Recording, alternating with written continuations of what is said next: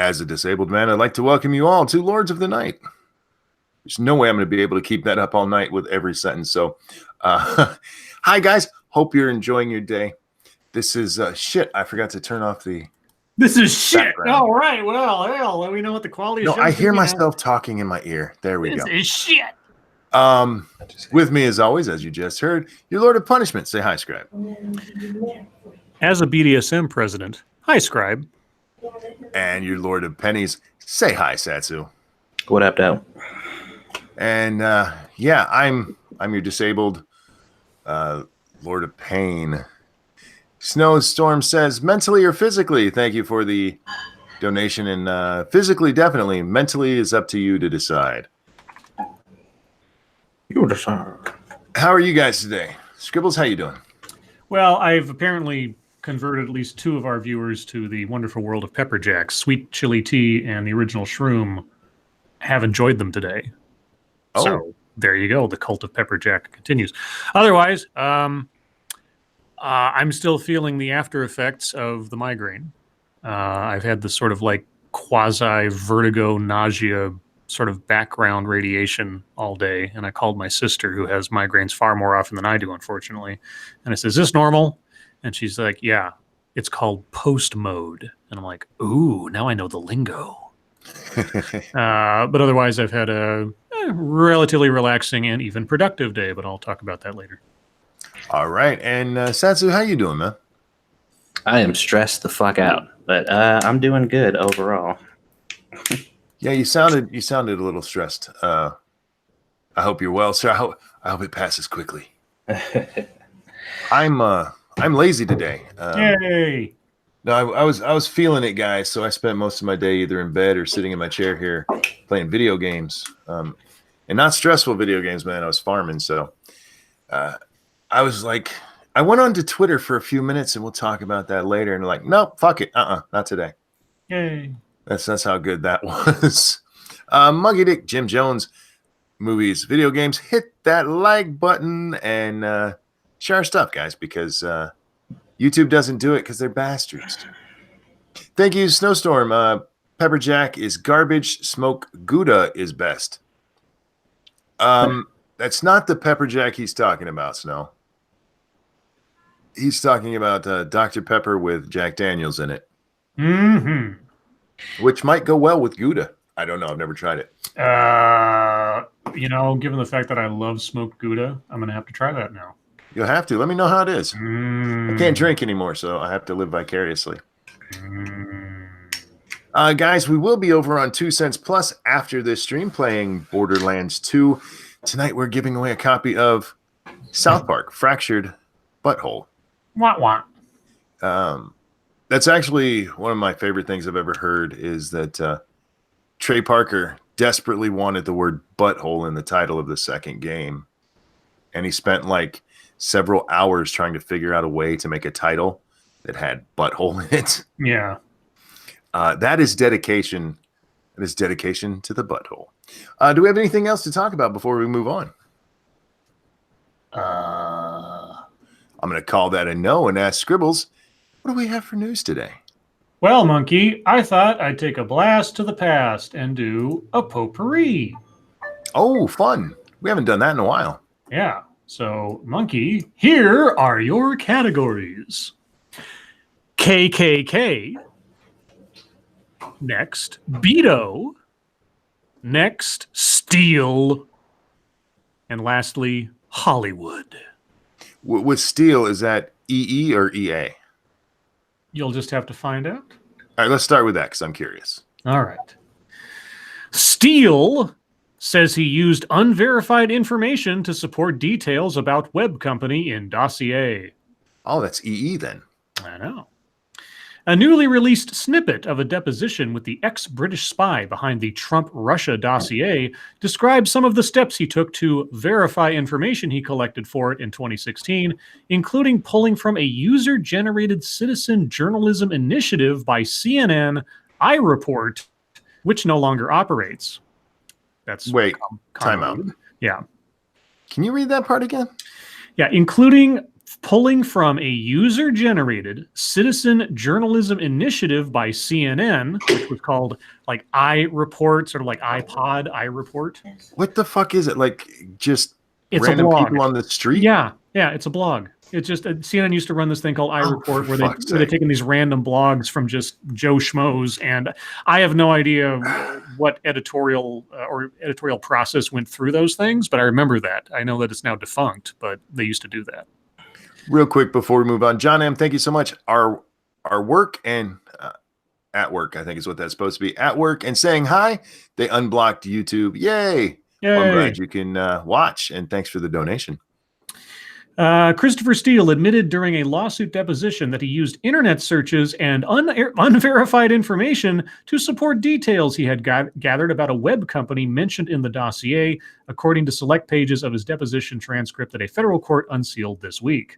But Steele limited his answers about how he verified information about the web companies who claimed they were defamed. He would not explain, for instance, what else he did or sources he used to verify information in the dossier about Webzilla, its parent company XBT, and their Russian founder Alexej Gubarev, I'm probably fucking that up, who were named in the dossier. He did not have to describe during the deposition all the steps he took to collect or check the information because of terms set by the court. But he could talk about web searches and how he didn't realize one article he found in his research was a submission from a, quote, random person, unquote, as an attorney pointed out, rather than a news report. Steele testified that he used a 2009 article from the crowdsourced news site CNN iReport, for instance, to check information he learned about Webzilla, one of the 3 related entities that had sued BuzzFeed for defamation. BuzzFeed published the dossier in full, explaining they hadn't verified it, on January 10th, 2017, after CNN reported that President Barack Obama and President-elect Donald Trump had been briefed about it. When asked if he had an understanding of what CNN iReport was, Steele said he didn't know. He thought the information on the site had, quote, some kind of CNN status, albeit that it may be an independent person posting on the site, Steele said during the deposition. CNN iReport was a separate citizen journalism initiative from CNN's editorial news service that allowed users to contribute stories, photos, or videos. Quote, do you understand that they have no connection to any CNN reporters? An attorney asked Steele during his deposition last June. Quote, I do not, he answered, according to the transcript. The acknowledgement has emboldened some critics of the dossier who claim the more explosive points in it are false and unsubstantiated. Well, imagine that. Imagine that. Some critics, I think all critics. Some critics. Not necessarily all. Well, not all. Hashtag not all. Hashtag not all. And then it goes through a sort of recitation of the Steele dossier, etc. But yeah, that's all the big stuff. Okay, real quick. Thank you, Terry Diamanis. It's St. Paddy's Day in Australia, so here, have some green. Thank you, sir. I appreciate it. My Irish side salutes you. We also have a birthday, but we'll get to that in just a moment. Why isn't Steele's involvement in the election, a former spy, a problem for anybody? I don't know. Why isn't that being looked into with foreign interference in our election? I don't know. I mean, that's a legitimate question, isn't it? It is, but nobody wants to hear it.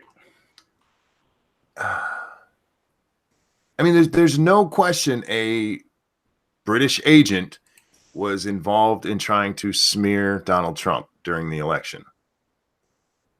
I mean, that's not even a question, but nobody cares. So I guess if we're puppets for the British Empire, that's okay. Yep. Anyway, and to find out that he got his information from some random asshole writing a blog, that just makes it all better.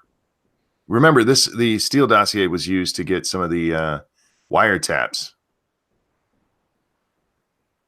The wiretaps were approved because this asshole was searching the web and reading blogs and didn't realize they were written just by some random person because apparently he doesn't know how the fucking internet works. Johnny Hellcat, thank you. Had to play Mission Impossible and return the neighbor's laundry to the communal laundromat. Oops. Uh-oh. Did you take the wrong stuff out, or did you use their dryer quarter to dry your stuff? I'm sorry. So it is Tiberius Kirk's birthday today. And around these parts, we beam up a little song. Come on, that was good, right? I feel like you're judging me right now. I'm going to sing a Shatner. Cool. Oh, by the way, you know what? We were talking tonight at dinner about your rendition of Happy Birthday for my son. Oh, yes. Who, by the way, fucking loved it. He really did.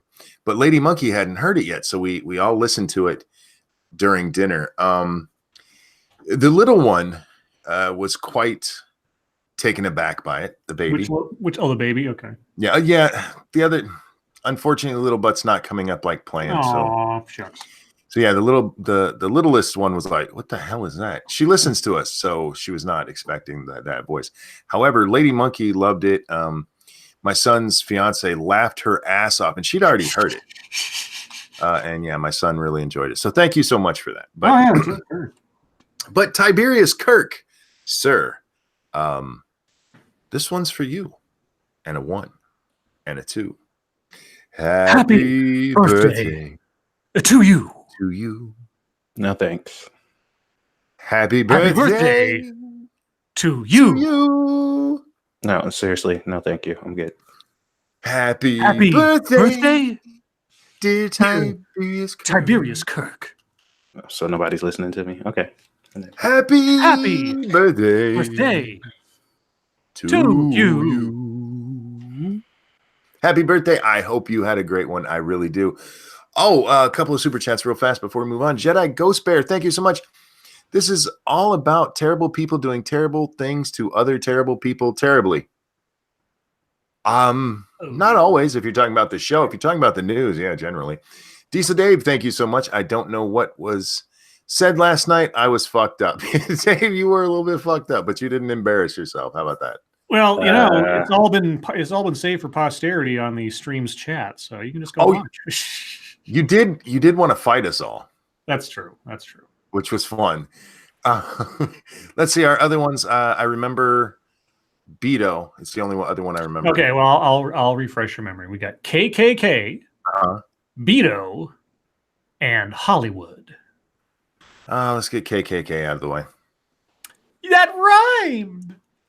It did. Weeks after taking over Alabama newspaper that called for Klan to riot again, black editor steps down. Really? Already? Wow. That was fast. An African-American woman, don't use her name, it's fine. An African-American woman who was named publisher and editor of the Alabama newspaper that recently urged the Ku Klux Klan to night riot again. Well, the newspaper didn't do that. That was the editor. The guy. Anyway, has stepped down, citing that she was continuous and... Wait, what? Okay, let me try this again. Citing what she said. Okay, I read that wrong. Citing what she said was continuous and damaging interference by the paper's owner. Yeah, well, it was a little weird that the guy that was in trouble for it was still controlling the paper. I mean, that basically... Well, he owns it, doesn't he? Yeah, that's the thing. He owns it. And so putting in this lady who is... I swear to God... you have to wait until the second paragraph just to get her name. Well, that's how it was in the last article when we first heard about her. It's just black lady. Yeah. Alicia R. Dexter, who took over the troubled Democrat reporter of Linden last month, told CNN Saturday that she left the weekly newspaper Monday because she could no longer work with owner and former editor and publisher Goodloe Sutton. He penned a staggering editorial with the headline, "The Klan Needs to Riot Again," on the February 14th edition. Dexter said she resigned, quote, "so that her integrity and well-being can be maintained," unquote. Attempts to reach Sutton for comment were unsuccessful. Well, good for her. If she didn't want to work there, you don't have to work there. Let's see. And then it goes into a review of the article. Oh, let's see. Dexter describes a bizarre and short-lived tenure at the paper. The fallout of the article was immediate. U.S. Senator Doug Jones of Alabama and others called for Sutton to resign. The University of lose my voice here. The University of Southern Mississippi School for Communication said it removed Sutton, an alumnus, from its Mass Communication and Journalism Hall of Fame, quote, in light of Mr. Sutton's recent and continued history of racist remarks, unquote. Auburn University's Journalism Advisory Council also stripped Sutton of its 2009 Distinguished Community Journalism Award. Dexter was abruptly promoted last month in a bid to steer the paper in a, quote, new direction, the Democrat reporter said. The paper described its new editor and publisher as a, quote, strategic leader with expertise in human resources, operations, and change management, unquote. But less than a month later, Dexter is out. She described a bizarre and short-lived tenure at the helm of the weekly, where she started as a clerk and assumed the top job despite having no journalism experience. No, she had black experience. Real quick, this is already off my screen. Let me get this from Diesel Dave. Thank you so much. Who, in response to us telling me was challenging us to fight, says that's normal. Anyway, they didn't pick her because of anything other than black woman. Yeah, I mean, this is the same. I mean, it's in a very stark manner, but it's the same process that all the diversity and inclusion initiatives and so many other businesses. That's how they operate. Sutton, she said, sent out an altered version of the February 28th issue to various media outlets that included a prominent story defending his Klan editorial and attacking the Montgomery Advertiser reporter who interviewed him. Dexter said she had put out a press release calling the issue a falsification created without her authorization. Dexter, in a separate news release, also accused Sutton of interfering with Thursday's edition of the paper, saying it did not reflect her, quote, views or thoughts, unquote. She said she was stepping down and that the paper was being sold. Quote, the decision to accept the role of publisher/editor of the Democrat Reporter was an honor and I have no regrets, she wrote. I am not discouraged. Healing will come to the wonderful and loving people here, unquote.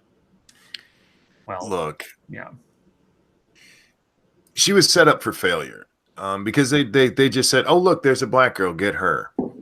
She doesn't have the editorial. She doesn't even have the writing experience, let alone the editorial experience to deal with a jackass like that, which I don't think she'd have been able to do even with a lot of experience. But at least she could have, fought this asshole. Mm-hmm. Oh yeah, that's good for her for stepping in there and trying. But you're fighting the paper's owner the whole time. Why even do it? That's what happens when you get hired because you're dark. Yeah, I mean, it sets people up for failure. Why? Fuck. Go ahead. I'm sorry. Well, at least it was like a tiny newspaper. I mean, yeah, I know, but I know, and then it's the principle of the thing. Oh, by the way, this isn't really a news story, and I don't really need to delve into it more. But apparently, Captain Marvel will be taking over as the quote-unquote leader of the MCU from Iron Man after Endgame. Yay. Why not Black Panther? Okay, if you want to like out with the old and with the new, you've got at least one character who is relatively fresh, has 3 movies under his belt, and is kind of a cool character. Why not? Yeah. A leader. And a leader. Yeah, he's already a king, etc. And he's already more well-established than Captain Marvel. And I'll tell you, more beloved than Captain Marvel. And yet, Captain Marvel is going to take the Iron Man spot. Well, fuck you. Anyway, that's just dumb. We'll be right back, guys. All right, you got a super chat. Thank you, Cryptic. In other news, nobody cares. Racism is overblown.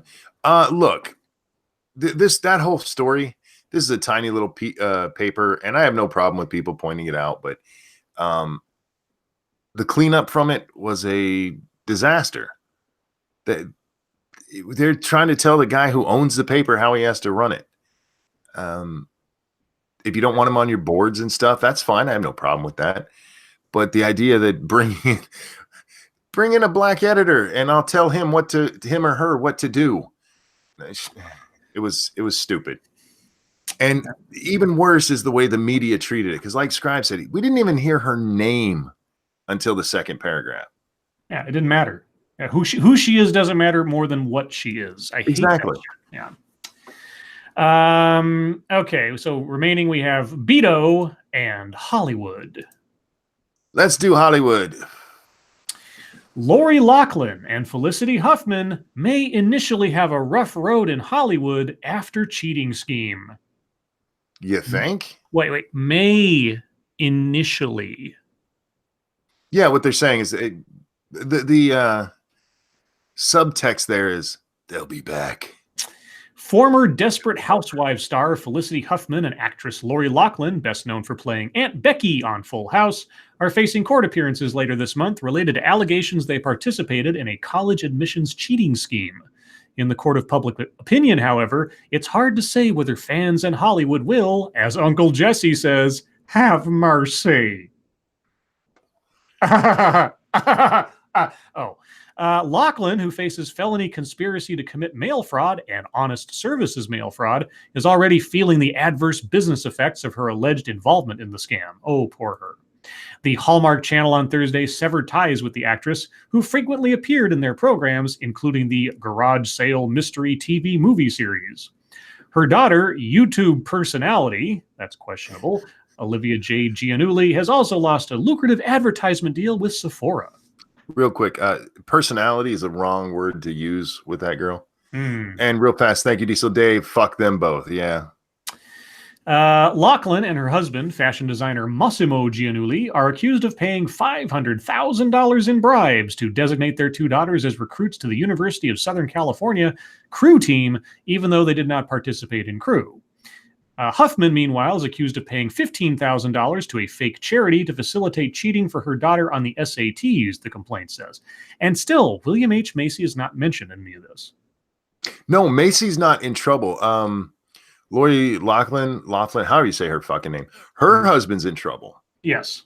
Because he actually took pictures of his daughters on a rowing machine to send in. He was part of this, where so far there's no indication that William H. Macy knew anything about it. That's interesting. Okay. The good news for Loughlin and Huffman, however, is that, quote, the public has a short memory when it comes to their favorite celebrities, particularly those with whom audiences have fond, warm memories. Loughlin's reputation with viewers is an undoubtedly wholesome one. First known to most television viewers as plucky broadcaster Rebecca Donaldson on Full House, her character eventually married John Stamos' Jesse Katsopoulos, together forming an idyllic image of a young, happy couple. Her second act on Hallmark preceded a reboot of the series on Netflix, Fuller House, on which she was a guest star. Huffman's career choices have ranged greatly in her decades on the big and small screens. Well, tell us again how old she is. From an Oscar-nominated role in Transamerica to a comedic run on shows like Desperate Housewives and Sports Night. But her off-screen involvement with Time's Up, of which she was an early supporter, and various charitable causes helped her and her husband, William H. Macy, earn favorable reputations in Hollywood. Time's Up. What was that about again? Time's Up. Was that an offshoot of Me Too? Yeah, it is. I just don't remember what their specific point was. Real quick, let me get these. Johnny Hellcat, thank you. I have a black belt in Aikido. Is that how you say that?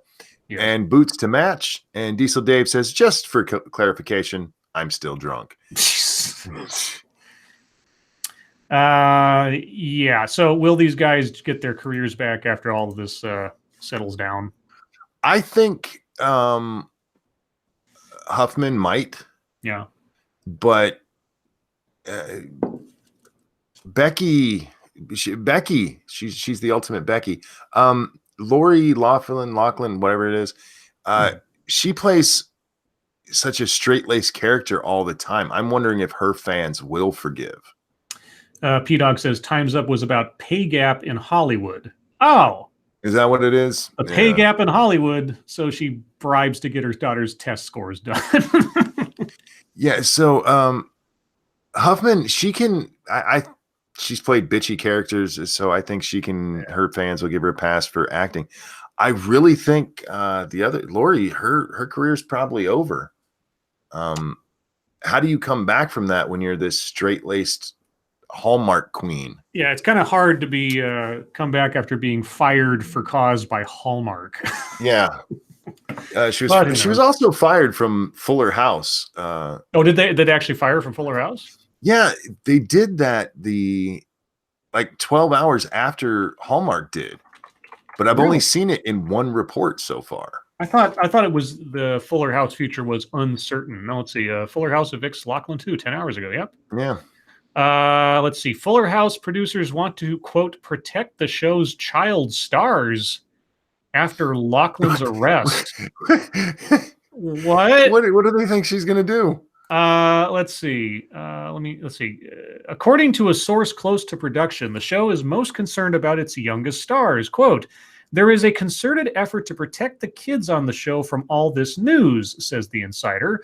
Lori isn't on every episode, but there is a lot of affection on the set. She is great with the kids, and they all love her. So almost every other adult, both cast and crew, I have reached out to, the source says, I have reached out to the kids to make sure that they are okay, the insider continues. There's a group text and everyone is calling each other. It's not really gossip. It's more trying to come to terms with it. No one saw this coming with her. Okay, so they're trying to like censor the information getting to the little kids, I guess. Yeah, they don't want the little kids to get upset because Aunt Becky's going to jail. She's going to jail. All right. That leaves us with Beta. Yep, Beta O'Rourke. So the other day, Splinter, at least the first time I saw it, Splinter put out a story that says something to the effect, in years past, Beta O'Rourke was an edgy blogger. Yes, but he wasn't. Yeah. Well, here comes the aftermath. Beto O'Rourke apologizes for jokes about wife, says he has benefited from white privilege. Now, I'm going to do my best not to talk through this, but I read a story about this last night. You could always mute yourself. And the jokes about his wife. Yes, which I don't know yet. I could not. Yeah, so I'm going to mute myself for this part. I'm still here. Okay. But when I read that, I was like, are you out of your fucking mind? Anyway, go ahead. Here we go, guys. Beto O'Rourke said Friday night that he had been wrong for joking at several events in his first 2 days campaigning in Iowa that his wife has been raising their 3 children, quote, sometimes with my help, unquote. Okay. The former congressman from Texas, who launched his bid for the 2020 Democratic presidential nomination Thursday, addressed the remarks during a recording of the podcast Political Party Live in Cedar Rapids. The comments triggered complaints from Democratic operatives and activists, many of them women, that female candidates could never similarly joke about their roles raising their children.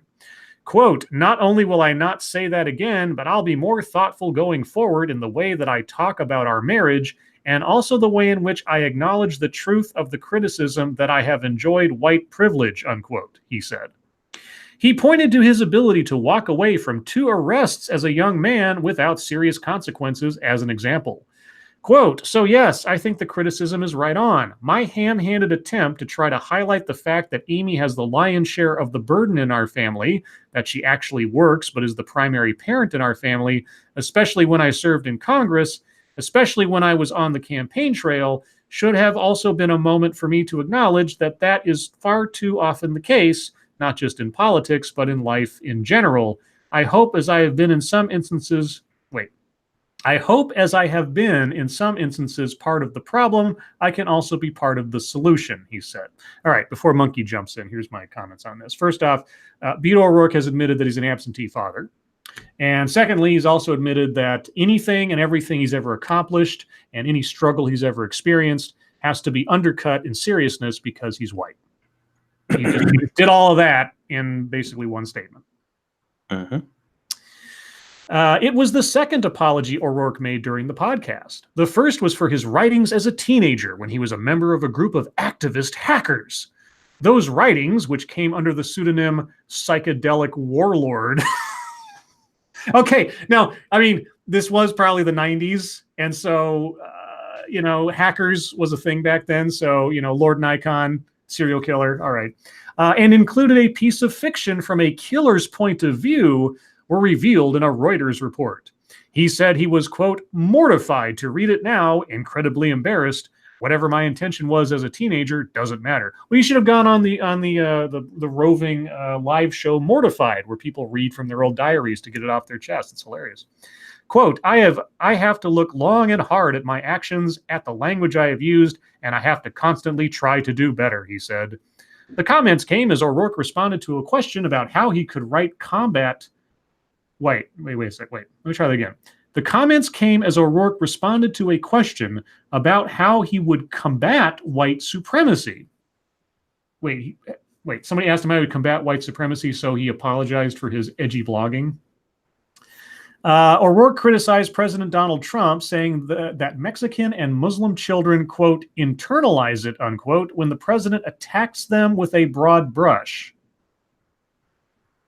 Okay. He also criticized Trump's response to the violence at a white supremacist rally in Charlottesville, Virginia in 2017. We'll take a number. Quote, we also have to confront this racism, this xenophobia, this... Wait, stop. Beto. We have to confront this racism. Tell me again about white privilege, Beto. Please. This xenophobia, this nativism, and this hatred, or else I'm confident it will consume us. And so calling it out is part of it, and then setting an example of how we want to treat each other, he said. That's it.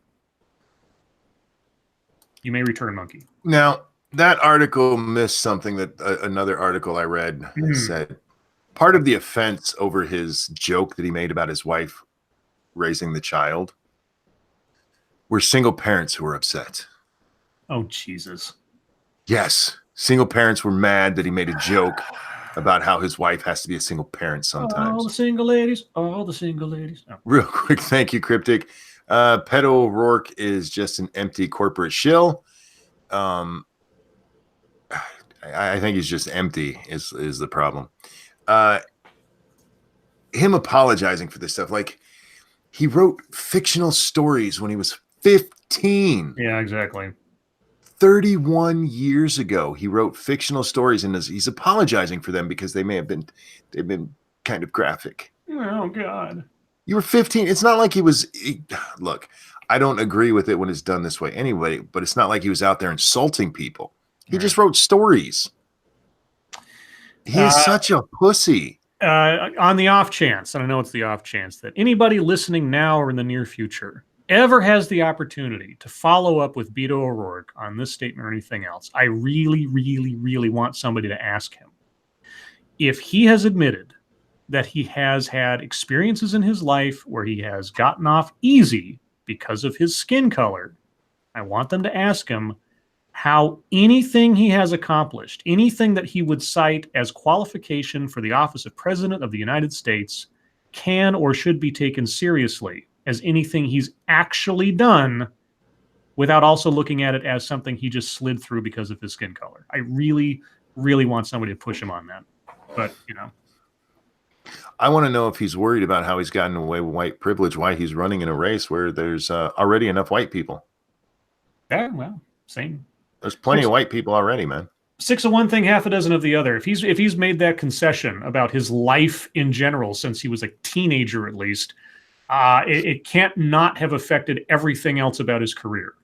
So yeah, how does he know people aren't going to be voting for him because he's white? Mm-hmm. Because he's going to tell him not to. And frankly, Beta, you are too much of a puss to be president. You are such. You just apologized for writing stories at 15 and for offending single moms. Sorry, single parents. Fuck off. Yeah. You giant puss. God, God, that's all the stories I had. He just exudes estrogen. You can feel it. If you look at pictures of him, you will get your period. That is science. Oh my God.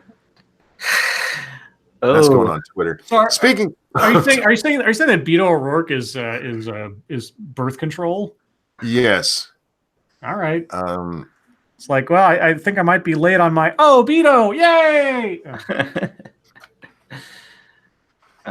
Guys, speaking of the Twitter machine, which I'm about to go type onto myself, if there's a story you'd like us to take a look at, hit us up on the Twitter machine at the hashtag. Fuck, I almost did my other one. MSS News. Good God, hashtag man. MSS News over on the Twitter machine. Yeah. We can't get to all the stories, but that's just because I saw a picture of Beto and I'm on my period now. Scribe? You're bleeding? No, it was a joke. Ooh, bleeders for Beto. Anyway, this one comes from Quinn Harrison. Some North Carolina sheriffs won't work with ICE. This GOP-backed bill would force them to. And I can't read the story because I'm not going to subscribe to their paper. Title says it all, though, doesn't it? Just doesn't tell us which ones. Let me see if I can fake it for a second here. Okay, so what you do is you refresh the page and you scroll down real quick before the little ad blocker comes up, so I can get some of the content. Let's see. New sheriffs in North Carolina's largest counties won election in 2018 after making high-profile promises not to work with federal immigration agents whose practices have become more controversial, excuse me, under Republican President Donald Trump. But some Republican lawmakers in the North Carolina General Assembly don't want those sheriffs to be able to choose not to work with immigration and customs enforcement. They filed a bill Thursday that would force sheriffs to work with ICE at the risk of incurring fines up to $25,500 per day if they don't. Let's see. The new Mecklenburg County Sheriff, Democrat Gary McFadden, took office in late 2018 and ended the county's participation with ICE, though a controversial program known as 287G Partnership. On his first day in office, the Charlotte Observer reported, through a controversial program known as a 287G. Okay. The 287G program authorizes local law enforcement to perform immigration enforcement duties, including providing arrest powers. Shortly after, ICE conducted raids across the state that immigration activists said were in retaliation for that decision. An ICE spokesman told the Charlotte Observer that the raids were, quote, the new normal, unquote. So, and then I have to do this all over again, so I'm stuck. So there's the gist. Isn't it odd that we're talking about literally cops deciding I don't want to uphold the law? Well, that is the separation between the federal government and state or local, initiative. They don't have to. Well, I know they don't have to work with them, but if they're just like, okay, well, these are illegal immigrants that you're dealing with. They're in your jurisdiction, and we need access to them. And they're like, yeah, we're not going to help you out with that. It's just like, now, as long as they're not impeding ICE, they can choose not to assist. This is what happened back in Santa Cruz or something, or Oakland. That's right, Oakland, California, where the mayor of Oakland was saying that they weren't going to help ICE, and then she actively deterred their investigations by announcing that ICE was coming in ahead of time so people could escape. Oh yeah, but I understand the way the law works, but part of it is they don't have to help at all. Right. It's usually, it is when they already have somebody in custody, they're getting ready to release them, and they just have to let ICE know. Right. That's it. And they're saying, no, we're not going to do that. Fine. You don't get federal money. Works for me. It's the thinnest of gray areas is not telling ICE this person here interfering with their investigation. Well, if they don't know that they're there, there's no investigation to interfere with necessarily. So, but even then, even if they were actively interfering, what would be the consequence? At this point, not sure there would be any, because Trump has threatened to remove federal funding from sanctuary cities and such before, but that's been blocked all 6 ways from Sunday. So anyway, moving on. This one comes from senior staff reporter and chief Florida correspondent Colleen Bernier. I haven't said that in a while. Maybe Colleen's. Yeah, I read one from her yesterday, and I was like, "What? I haven't seen her name. I hope you've been well, Colleen." Yeah. Oh, good God. Houston woman gives birth to sextuplets in 9 minutes. Damn. Jesus. Friday morning, 2 sets of twin boys and 1 set of twin girls were born of the same mother in 9 minutes. The delivery took place at 4:50 a.m. at the Women's Hospital of Texas in Houston. Hospital officials say all of the newborns are in stable condition, weighing in at a range from 1 pound, 12 ounces to 2 pounds, 14 ounces. Tiny. The mother is also said to be in stable condition and has already named the twin girls Xena and Zuriel. Okay. According to the Guinness Book of World Records, the greatest number of children born to one mother is 69. And it belongs to a Russian woman. I doubt she did it in 9 minutes, though. Yeah, that's over a lifetime. That's not a... 69 children, though, still. What the hell is wrong with you? That's just crazy. Stop creating your own nation.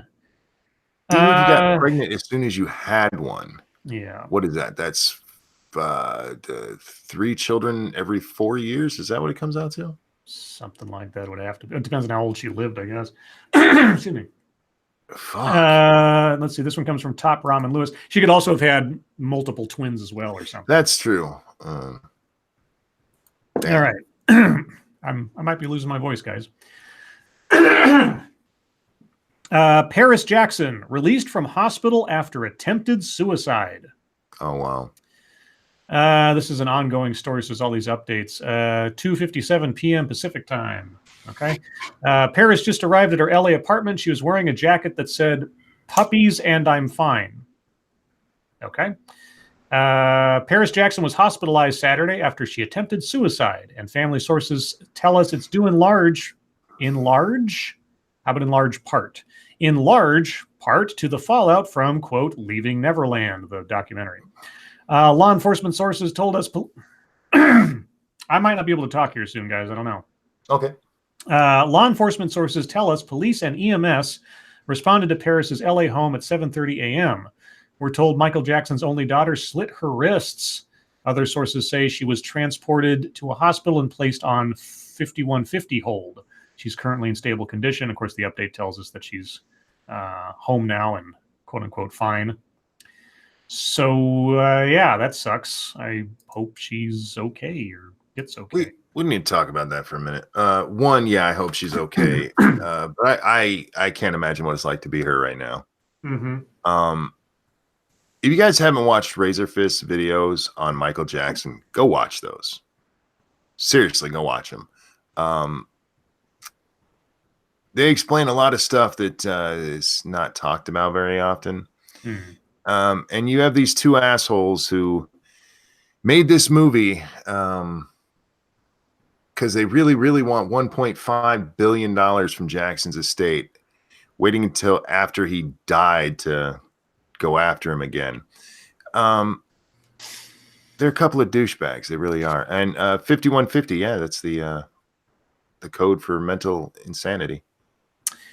Let's see. This one comes from Fernanda, from the realm of the odd. Person with unicorn costume and crowbar robs store. Why unicorn costume? Why not? Apparently, not all unicorns are the embodiment of purity and grace. Baltimore County Police say a person dressed in a unicorn costume and wielding a crowbar tried to rob a convenience store Saturday morning in the Baldwin community. Officers arrived just after the Highs store? That must be a chain of stores I'm not familiar with. Yeah. Highs store opening time of 5 a.m. to respond to the robbery call. Police say the suspect had fled in a silver car. A unicorn driving a silver car. They located what appeared to be the same car after it had wrecked. No other cars were involved in the wreck.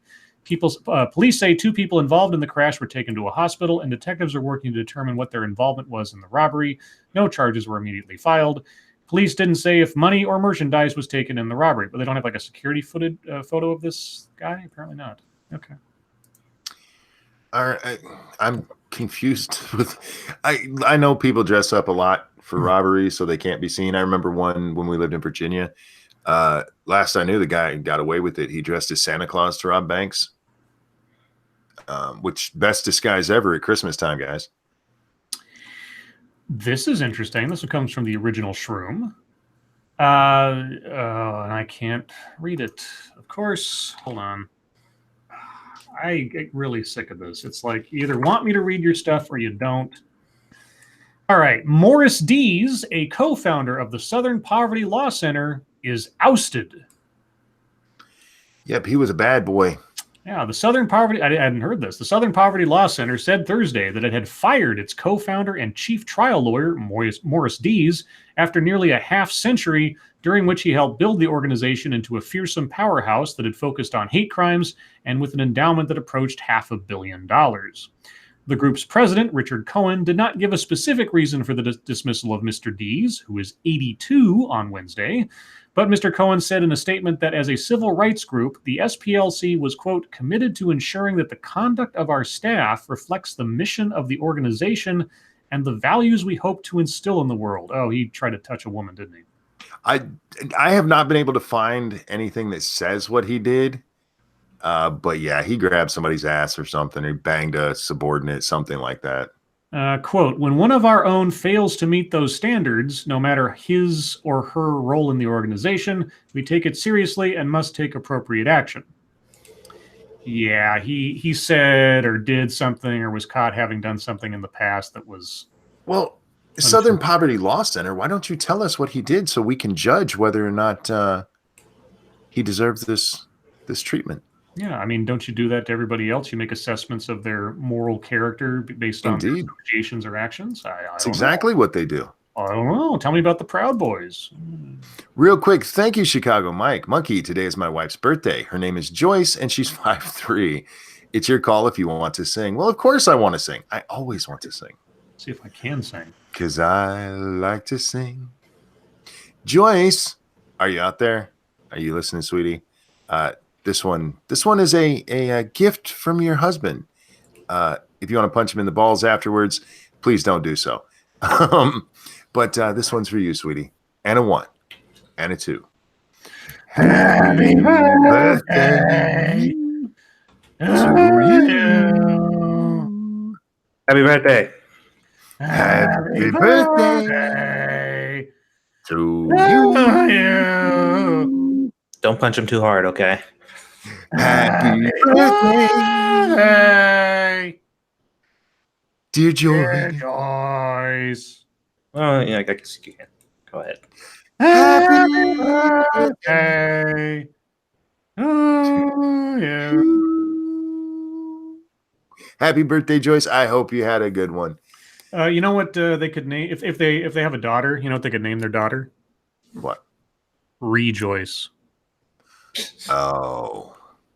No. But that would be hilarious. Go sit in the corner. Oh. All right. Let's see. Jumping down a bit here. What's this? Okay, this one comes from Jack the Motherfucking Cockring.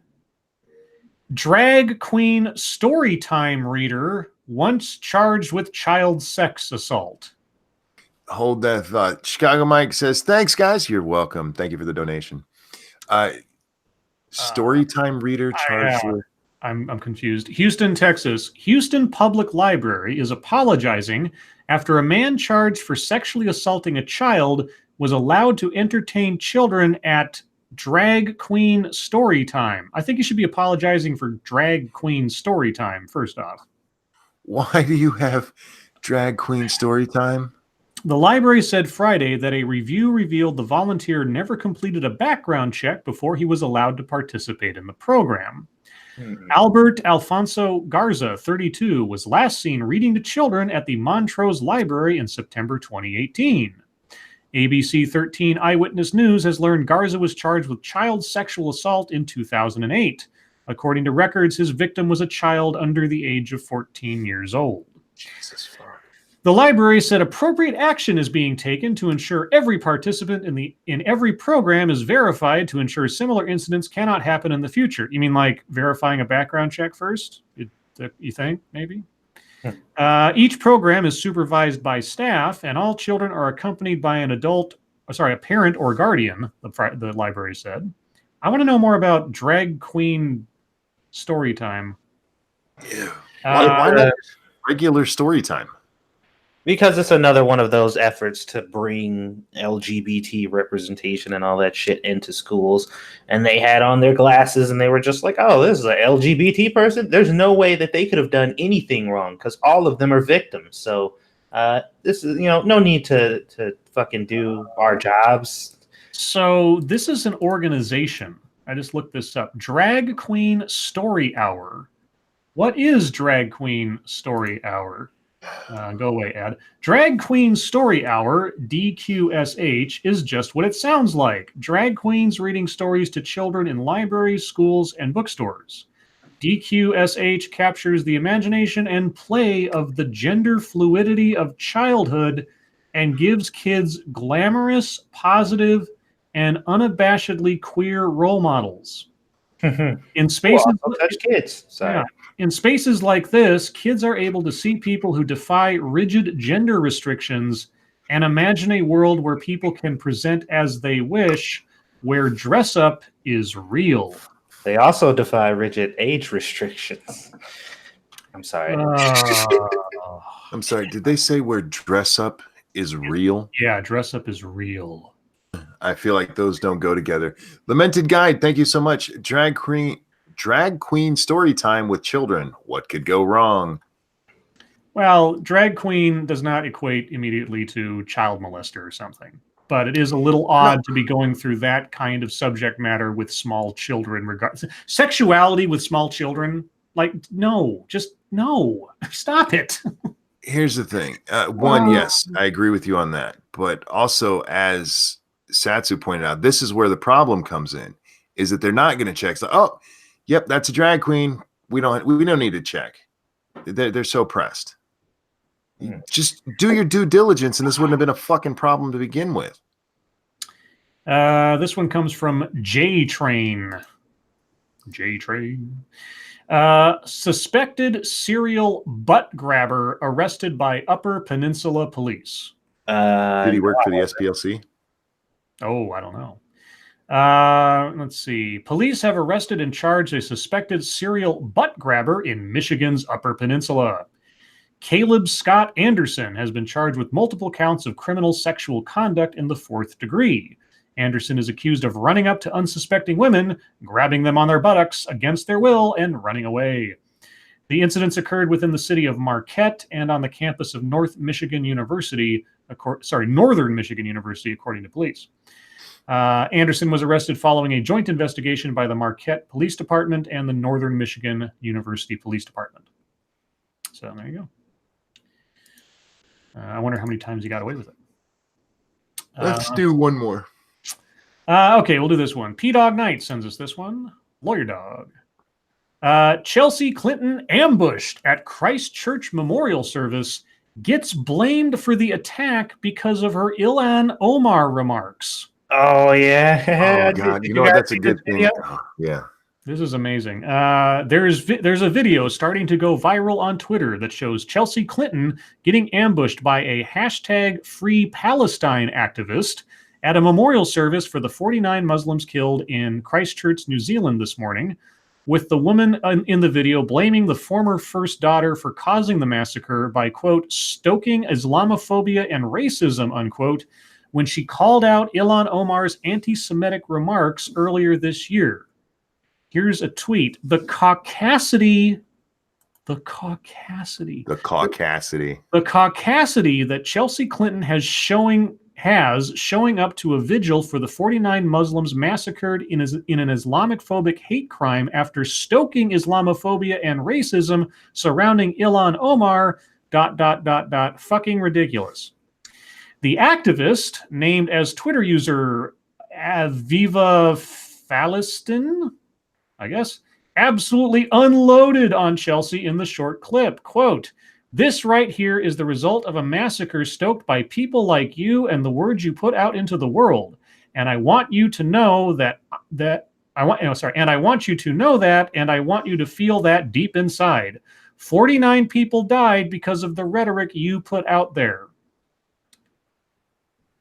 Okay, update. She's deleted her account. Yeah, she deleted the fuck out of her account almost immediately afterwards. Let's see. So what did Chelsea Clinton actually say? Let's see. She said, this was the tweet that apparently did it. And she was responding to somebody else who asked her about it. "Hi, Melissa. I will reach out to her tomorrow. I also think that we have to call out anti-Semitic language and tropes on all sides, particularly in our elected officials and particularly now." Yeah, that totally sounds like go take a gun to a mosque. That's what I heard. What did you hear? I don't know. I mean, if you can read between the lines of a cookbook, then maybe you found that. I don't know. Anyway, there you go, guys. MSS News. Yeah, I saw that Chelsea Clinton thing. I'm like, well, what the hell did she say? And then I saw it was about the Ilhan Omar stuff. I'm like, are you out of your fucking mind? But hey, that's where we are these days. You can't. I mean, after all, my jokes inspire terrorism. So, but as a disabled man, I disavow. Well, according to the subjects of one of my TED talks, jokes inspire violence. Well, we're going to get to that in a little bit. Oh, okay. Guys, thank you for the stories. Your submissions are always overwhelming, and that is a wonderful problem to have. Thank you so much. Now we're moving on to YouTube time, and this is the time where we tell you what we did. And Satsu, what did you did? Well, I've been working on a whole bunch of different promotional stuff for this program that I was telling you guys about that I want to use to distribute like a lot of our promotional material. And I've actually been working on some stuff for Lords of the Night that I'm just finishing up monkeys right now. Let me see if I can screen share this real quick. So the idea is I'm going to have these, if you want to share my screen real quick. You shared. I'm going to have these sent out about 5 or 10 minutes before the stream each time across about 3 or 4 or 5 different social medias, and have the person who's hosting, every night show up on there or whatever. So I got those going through consistent. I just need to add them to my list of posts that are going to be distributed out throughout the month or whatever.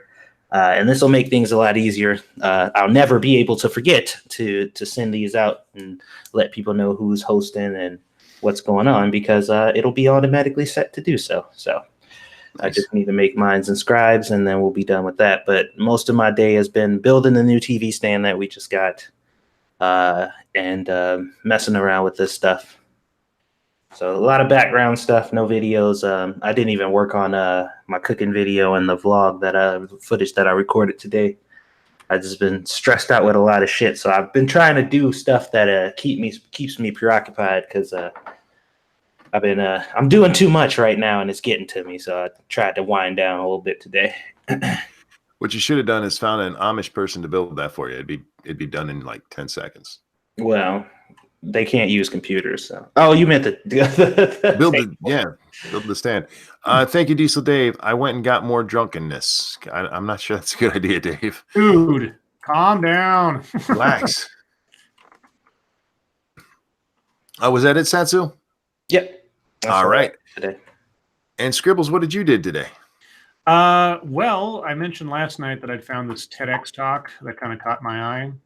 And I was thinking that I was just going to do the first little bit because the preamble seemed to be enough to say what had to be said. But I was wrong.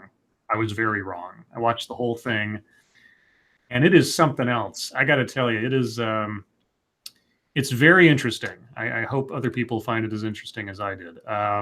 It's one of the few TEDx talks where there was portions of the person's talk that were completely superfluous to everything else they were saying. So I actually was able to whittle it down in length a bit. Mm-hmm. Not too much, but just enough to make it palatable and not bore everybody with a bunch of stuff that was unnecessary. So if you end up watching the original, there will be a marked difference in some of the stuff, but that's not because it wasn't, it was vital or something that would contradict my conclusions or whatever, just that it was extra stuff. But anyway, so I wrote the whole script for that today, and then decided to just go ahead and record the audio. So given that it's a TEDx talk and she doesn't really cite any sources or anything that need to be, looked at or rebutted or whatever, it's going to be relatively easy for me to assemble. So I might do that tomorrow. And if I get it done tomorrow, there'll be a video out tomorrow. And I still have the other one that I was working on from Splinter that's still basically ready to go as well. So I've still got 2 video projects going. So there you go. All right. I did my normal monkey in the morning thing. And as I said at the beginning of the show, tonight after this, we'll be over on 2 Cents Plus playing. I almost said 7 Days to Die. That's not right. Playing Borderlands 2, and you can come by and try to win a copy of South Park Fractured Butthole. That wraps up YouTube time, which means it is fucketry time. And I wanted to give us a little extra time because I may go on a rant or two on this one. But Satsu, did you find any fucketry today? I made the mistake of going back and forth with Wasley for a while, and that's never healthy for any rational human being. So I cut that out because it was getting stupid. I don't know what the fuck. We need to find a term for that affliction where you are, fighting against something, or you have opinion about something, and then you literally just go full 180 and it's just like, okay, I'm not going to talk about this thing no more. But now, not only am I not going to talk about this thing, I am going to become a poster child, like a literal mascot for the opposition, just to prove how much I'm not about that thing anymore. Because it's almost shocking how dedicated these people are to saying, like, just everything about that thing that I used to do is wrong, and anybody who does it is a complete piece of shit. Not me, because I have washed my hands of that. As a matter of fact, I am cleaner than the people who never even talked about it to begin with, because I've been there and I have now bathed myself in the light of SJWism, and now I'm no longer doing that evil anymore. I need to stay away from those people because they make me very upset. But he was just being stupid, as usual. The same person who says that telling jokes is a gateway to Nazism. Like, if you tell enough Nazi jokes, you're basically a Nazi at that point. This is the same person who was saying that the fact that this person came out and said that they wanted to sow hate and divide is an irrelevant point. Like, it doesn't, and people actively engaging and sowing the hate and divide that this killer actually said he wanted to incite, they're not a part of the problem. They're not helping the issue at all. They're just talking about it, and we're upset because they're talking about it. That was his logic. He's a fucking idiot, and I don't like him, so I stopped talking to him. And that is about the extent of my fucketry. There was some other stuff, but that annoyed me. So. Yeah, Romeo says, can I post a link? Paris is saying that TMZ is lying about the story of her attempt. Yeah, you can throw the link in the chat, bud. And Diesel Dave, thank you. It's called You're a Cuck. What the fuck? Well, with Waz, it was really weird what happened because his transition into whatever he is now came because of the whole Kraut server. Mm. Oh, He was in that server. He got a lot of shit for it, especially from people who used to be friendly with him. And it almost seems like out of spite. Yeah, you can tell he's extremely bitter about anybody who is even close to inner relations of a skeptic. Like, if you hold that title, he really hates you. But even if you're like rubbing shoulders with them, he does not like it at all. So you can tell. He went through and deleted all his old videos. Yeah, I don't know. I don't know, man. You don't have to do a complete 180 because somebody upset you. But hey, his life, not mine. Scribbles, you find any fucketry today?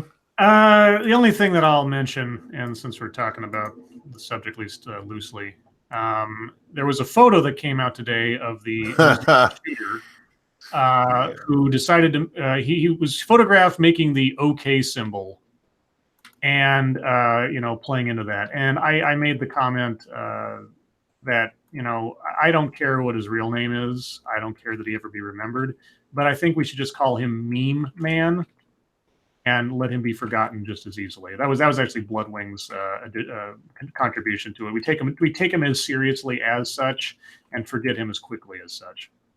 Yeah, I brought the picture up, put it on screen for those of you who want to see it. Look, he gave the little white power sign. Yeah, and I love how Soledad O'Brien, like this, and I think it was Vernaculus that pointed this out. Like, anything anybody does is then turned into a symbol of white supremacy just because they did it. Yeah. And so the tweet I wanted to put back towards Soledad O'Brien is, well, let's just hope that one of these guys does not invoke your name in one of their actions, because then I guess you'd then be a symbol of white supremacy. Yeah. You know, you guys give the power to these things that are just they're nothing. I mean, and the people that turned Pepe into something that it never really was is because you guys decided to brand it as one particular thing. Anyway. Real quick, thank you, Diesel Dave. Stand your fucking ground. I get you. I'm glad you brought that up, Scribe, because my first fucketry was all about that. Because ContraPoints, who, by the way, was recently said to be making young men less evil. It's not the exact wording they use, but I forget the exact wording. There's some magazine or TV magazine, I forget what it was, where they actually said, meet ContraPoints, who's calming young men down or some shit like that. Wow. Okay. This is what Contra tweeted out about that very picture. Many of us spent days and days in 2017 arguing that the OK sign and Pepe the Frog racists were real, that they were dangerous, that their, quote, irony was a ploy. We were told again and again that we were crazy, that it was all a joke. We just didn't understand memes. We succumbed to paranoid delusions. No satisfaction now, just anger. No one listened.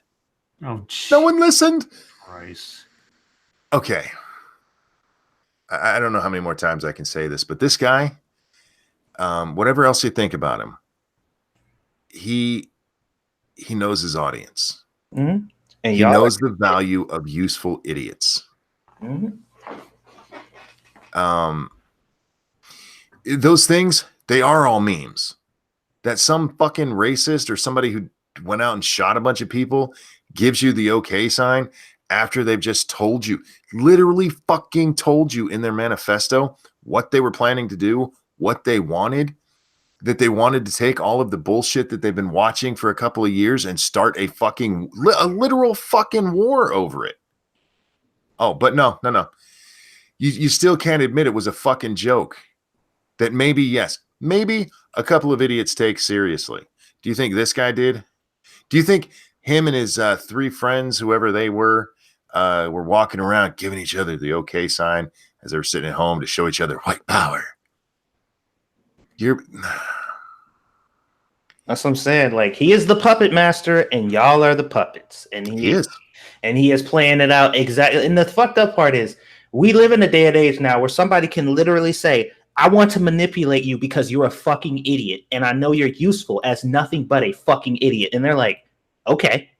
Use me, daddy. Absolutely. Hell yeah. I'm down for that. As long as I get to push my narrative, fuck yeah, I'll be your bitch. Hell yeah. As long as I can write bullshit articles and make up shit and, put this on or pin this on the side that I don't like, hell yeah, I will be the bitch of a terrorist psychopath. Absolutely. No problem. And they do it happily. It's because ridiculous. Because they're idiots. Which leads me to the next idiot. This one's kind of a long one, but I'm only going to read a couple of them. I will link the entire thread if you guys want to read everything he said. But this is a guy he's doing his best to calm things down. He starts off by saying, the internet is seriously polarized in the wake of the Christchurch shooting. I don't think it needs to be. Here's a probably fruitless attempt at bridging the gap in understanding. It's not quote, it's not PewDiePie's fault, and quote, this isn't just a meme, needn't be mutually exclusive ideas. And then he goes on to give his take on all of this, but this is the one that was sent. Somebody actually sent this tweet to me, and it just I kind of lost a little bit. There's no practical difference between people who say bigoted shit for ironic laughs and actual bigots. Both are putting hate out into the world and making it a worse place. This is proof positive that it's not harmless. But if you're just joking, I'm not calling you a monster. There's no difference between you and a monster. But if you're just joking, you're probably a monster. There is no practical difference between people who say it for laughs and actual bigots. Yeah. Suck my cock all the way down to the base and choke on it, you fucking dick. You just said this is proof positive that it's not harmless. Jokes caused it. My tweets that we highlighted yesterday, that is what caused this fucking terrorist act. It wasn't this asshole who gave his fucking reasons. And you know what? Not one of them was. Not once did he say, I read this joke and it made me kill people. Yeah. Sorry. I was just, if you think somebody killed a whole bunch of people over a goddamn joke, you're a fucking moron. Go ahead, Scribe. I'm sorry. Yeah. No, I thought you had paused. Yeah. The about 2 or 3 TEDx's back I did on my channel. It was one where a lady was out there telling us how comedy leads to sexual assault. And she got to a point in her little talk where she said, because sexual assault happens because of jokes. Look at Bill Cosby. And I'm like, Bill Cosby's actions were the result of jokes. They weren't the result of Bill Cosby.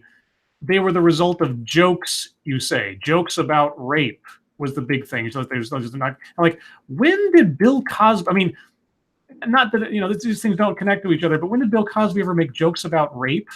When did he ever make jokes about violence? He was the most wholesome freaking comedian. He was as blue as a cardinal, for God's sakes, when it came to his comedy. Yeah. But anyway, yeah, the jokes cause violence thing. You can't make fun of serious subjects because that just inspires the same thing that you're joking about. Like, bullshit. No, this is how political correctness really got a foothold. And I've mentioned this before, but back in the 80s, they finally hit on something that the public was like, okay, I can get behind that. And the idea was that if you told a joke that was racist or you told a joke that was sexist, then you were racist or sexist. Didn't matter. Didn't matter who you were, what the rest of your life meant. If you told a joke, it meant that you actually supported that, which is beyond fucking retarded.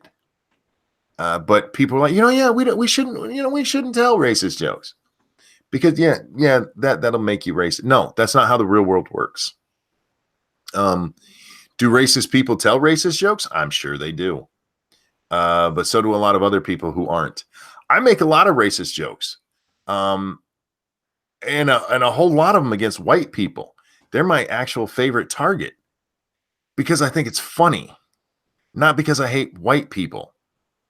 God, I don't understand how you remember to inhale and exhale and think like that. Well, and it's not just the concept or the mindset. It's the fact that it literally is conditional. Like it's this thing that they hold very, very dear, that they stand behind strongly. Telling jokes like this are really bad. And then I'm like, okay, well, find me a black comedian, just one, anywhere, that has ever stepped on a stage and didn't joke about white people. Just one, because I've never seen it, ever. Like, not one time. Every notable black comedian that I have ever seen, every movie that they've been in, every fucking stand-up that they've done, there is a joke somewhere joking about white people and white people doing white people shit. You can't escape it. Mm-hmm. It's just like, so all black people are racist. They all tell racist jokes. So they're all racist. Or Mexicans who don't joke about them fucking selves. Because Mexicans love to do that. Whenever they get on stage, they just talk shit about their own people. They do. And all the stereotypes, man. Yeah. Real fast. Thank you, Chicago Mike. No more fun of any kind. D. Mormer. Yeah. Yeah. Oh man, I get that reference. Me too. That's a throwback. Yeah. It's just sad. We should be laughing more. That we need more laughter in our fucking lives. Things are getting way too serious. Okay, now for the title of the stream. Yes, tell me about the title of the stream. Because I woke up this morning. It was about 11:30. I sit down onto my computer and turn on my Twitter, and I wake up to see ableds are weird is not just trending, but it's in the moments tab, because I accidentally hit the moments tab is how I first saw it. Because I never go to the moments tab. Diesel Dave, thank you. Duh. Well, thank you. Ableds are ableds are weird. I had a hard time reading that at first because I didn't understand the word. I was like, "Ableds, what?" Yeah, it confused me at first too. Yeah, it's not the most well written thing, but guys, the basic premise of this hashtag is disabled people talking about how horrible they're treated by abled people, and these things include people who I'm sorry, I have trouble believing this, but they say that able-bodied people have snuck under the bathroom stall to help them when they haven't asked for any help. I'm like, what? I don't believe you. I don't. But the person who started this is this huge fat bitch. Here it is. Hang on, I'm gonna bring up Huge bitch. Keep it in the circus. Oh, sorry. now. She has crutches. I don't know what her disability is. I didn't go digging that far. Oh God, them glasses make me want to punch her. Look at her, man. This is the person that's telling us abled people are weird. It's not because she's disabled. It's because of the glasses. I didn't say I wanted to attack her because she was disabled. I want to attack her because she's wearing those glasses. A fashion statement. Totally different. Satsu. Look, I'm sure that there's times that abled people do things that annoy you. People ask me if they can help me all the time, and actually, it does get a little bit, annoying. Like, no, there's nothing you can do for me. It's just life. But I appreciate the sentiment. I understand that they're trying to be helpful. This bitch, somebody actually wrote to her, or she responded to a tweet where the guy said, when I was younger, I was at a park and there was a guy in a wheelchair, and I was just about, now pay attention to this part. I was just about to ask him if he needed help getting up onto the sidewalk when he said, stand the fuck back, Sonny. And her response to that was, because you just asked to manipulate his body. I'm like, what? You didn't read what he said, did you? I get it. I do. Sometimes people who don't have problems try to be too helpful. But do you know the operative word there? Helpful. Yeah. They just don't know. It's not an insult for somebody to want to help. For God's sakes, it's like, oh, you can't do it yourself. Well, yeah, okay. They're assuming that maybe, and maybe you're going to take that as condescending, but that's not how they mean it. That's how you're taking it. That's why it's called taking offense, for fuck's sake. Yeah. This same bitch, this is one of her tweets, okay? I think about the time an abled random stranger threw my crutch into the pool, quote, to help me swim a lot. She thinks about that a lot. That happened. Yeah, and that represents all people. Even if it did happen, which I doubt, but if it did, yeah, that's everybody. Yeah. So I saw this and it annoyed the shit out of me as a disabled man. As a disabled man, disabled people bitching about abled people trying to help them pisses me off. Get the fuck over yourself.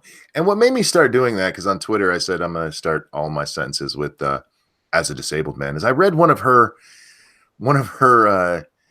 tweets, which started as a black disabled woman. I'm like, that's not important. None of that is important. Well, in identitarianism, it is very important. It's not. That's the part. Thanks. This is Insider for the write-up, but you spelled my name wrong. My handle is my name in any event. It's probably some able-bodied person fucking with you. Cunt. I wonder what would happen if everybody was just like, okay, I'm just not going to. I'm going to assume that disabled people can do everything that I can at the same capacity that I can. Therefore, I will not consider them whenever it is I am doing anything, whether it be building a new place. Why make it disabled accessible? What kind of bigot would I be if I could assume that wheelchair people just couldn't figure out how to do stairs? Like, they should be able to figure it out. I figured it out. Why can't you? Just to completely disregard them. Like, okay, well, yeah, we're not going to think about it anymore. We're not going to assume that you can't do anything any other person can, and we'll just leave it at that. What would the headline say then? Real quick, Diesel Dave, thank you. I'll help you if I want. Fuck stick. And Ragnar, thank you. It probably happened, but it was her trainer trying to get her to exercise by swimming. That could happen.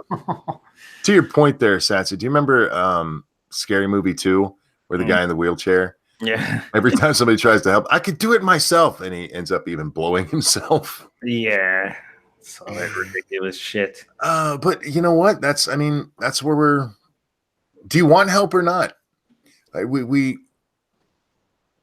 Fuck off. You're overly sensitive about something that nobody else really thinks about. They don't. Well, I'm telling you, all they need to experience is going through life with everybody around them completely disregarding them and their disability. And then they'll be like, nobody pays attention to the fact that we have these problems and that things need to be, put in place to accommodate us. And people act like we don't exist. They're erasing our existence. It's like, shut the fuck up. You want attention or you don't. You want help or you don't. You want people to consider the fact that you are indeed disabled or you don't. It's one or the other. Get rid of handicap spots. Why should I assume that you can't make it to the door just as well as anybody else from all the way at the other side of the parking lot? Right. Also, just the denigration of goodwill. Yeah. I mean, just, okay, somebody's awkward. Somebody doesn't know. Somebody is sympathetic or something else. They're taking pity on me. Well, you know what? That comes from a good place. They may in fact be taking pity on you. It may be true, but they're not calling you a cripple. They're not saying, look at the dummy or something. They're saying, can I help you? For fuck's sake, somebody trying to help you is a horrible thing. Oh no. And that sometimes that type of shit can lead to people being like, all right, well, fuck it. Like, I don't want to offend the next person I try to help. So I'm going to just do my fucking self. Exactly. Right. Diesel Dave, thank you. I hope you know I'm just fucking with you. You're fine, Dave. For the people asking what her disability is, scrolling through just her recent timeline, apparently it's cerebral palsy. But here's this. This is an exchange she just had.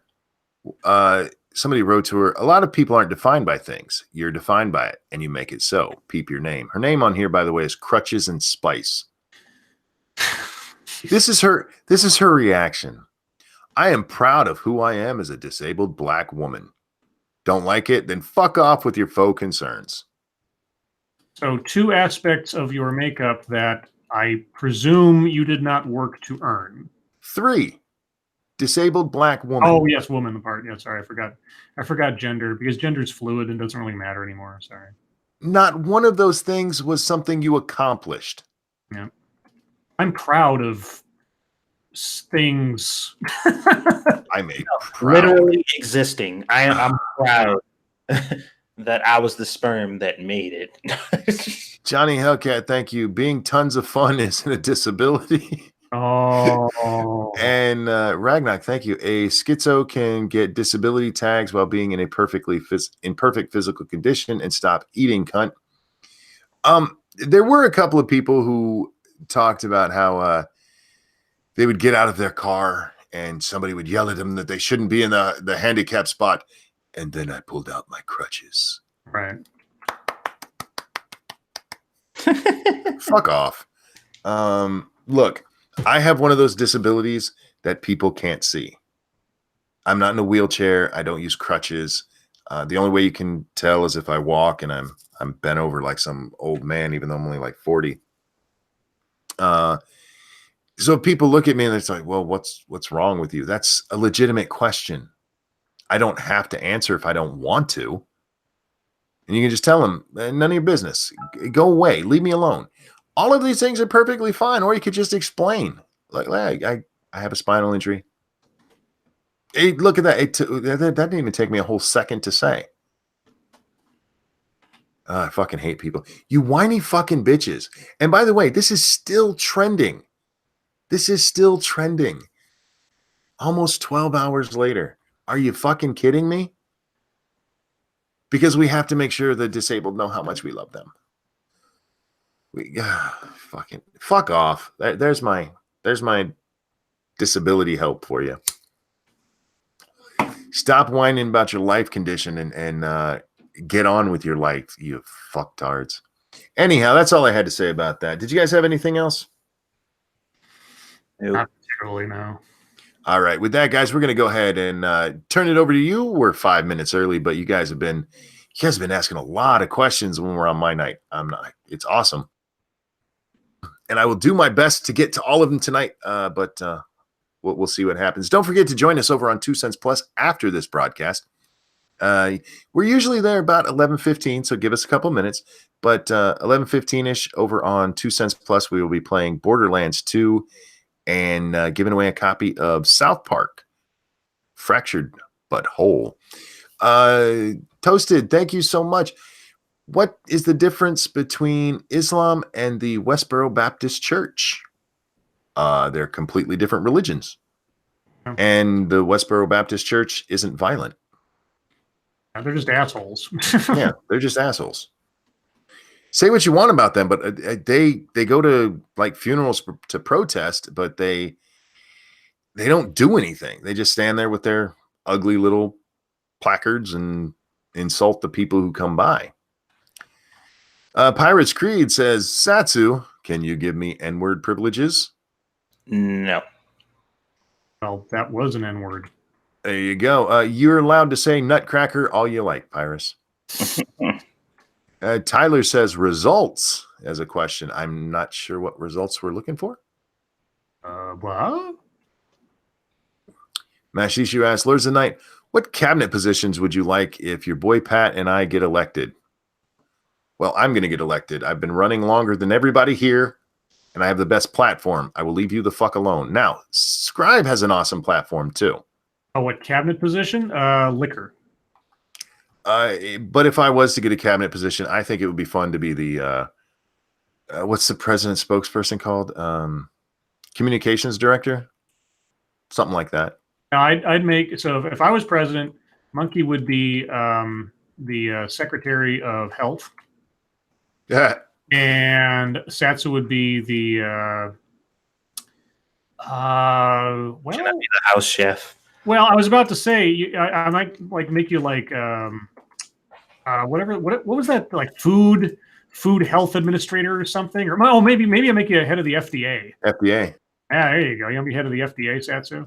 Yeah, I'll be in there, not doing anything of importance, but listening.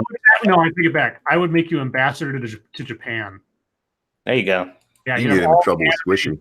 All the anime you could ever want. Yeah, you're gonna get me in trouble. I'm just picturing myself giving my first address to the press, smoking a cigarette on public health. Hey, everybody. So I'm your health administrator. Sad Boy asks, so yeah, I saw the live stream yesterday and watched until I questioned myself. When will he use kill streak? By the way, fuck that guy. You watched? Oh, you talked that live stream. Oh, yeah. Oh, the video of the guy killing everybody. I see. People keep asking, have you watched it? I won't watch it. I saw somebody. Who was it? Fuck, I can't remember. But they said they accidentally watched this live stream. No, you couldn't accidentally watch this one. Not even when it first came out. No, because it was promoted this way. Yeah, I remember, like I mentioned that night, that video from years ago where it was the guy that walked up on the lady doing the news shot, and he ended up shooting her and her cameraman. And there was nothing going on at the beginning of that video, and I didn't have any context for it. You could conceivably accidentally start watching that before how it happened. But there's practically no way you can't tell with what he's doing in those first couple of minutes that he's not getting ready to do something awful. So, well, another thing that I did end up seeing is I was looking at some of the quotes because I guess he was being interviewed or whatever. And by the cops, you mean? Yeah, and I think some of the questions that was asked is were or are you a conservative? And he said no. Conservatism is corporatism in disguise. I want no part of it. They asked was he a Trump supporter, and he said fuck no, I hate Trump. Just like a lot of the things that I saw based on what he was saying and looking at his manifesto or whatever, like everybody's like he's a right wing, yada yada yada, and I'm like nothing I've read based on what he believes in or what he did and why says that. Like the only things that support anything about that is the shit that he said on purpose to make people think, to start the bullshit. Well, the only thing I'll say to that is I've seen a lot of people saying, no, he's actually this ultra left wing, whatever. Da, da, da. He is the most unreliable witness to his own thinking. Mm-hmm. Right. He may, I mean, for all the stuff that he's planted as memes, he might have planted this other stuff to convince people that he actually represents what he doesn't represent. So don't take anything this guy says about the truth of his motivations or otherwise as gospel, because it's bullshit. And honestly, it doesn't matter which side of the bell curve he supposedly sits on. Like I did a video back when the Vegas shooting happened, and I'm actually thinking about reposting it because it basically has everything in there I'd say otherwise.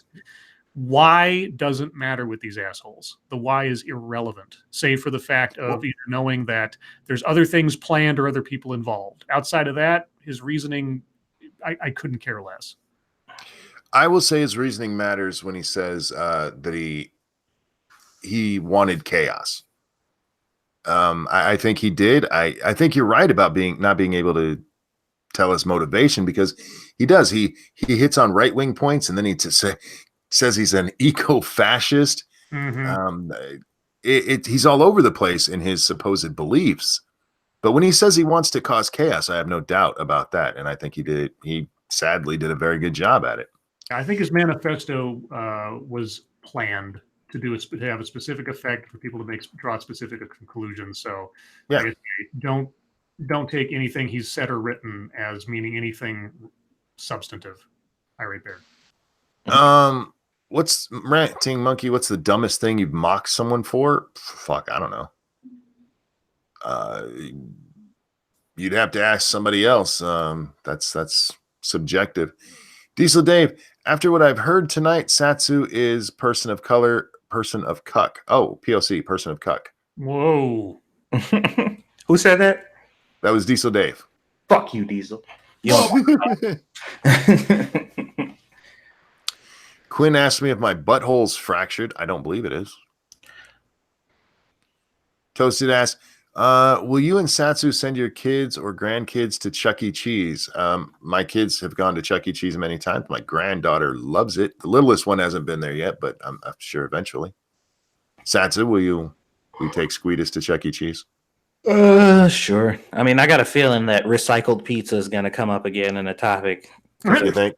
We've been asked that quite a few times. Yeah, Toasted has been on a Chuck E. Cheese. Did Chuck E. Cheese touch you somewhere?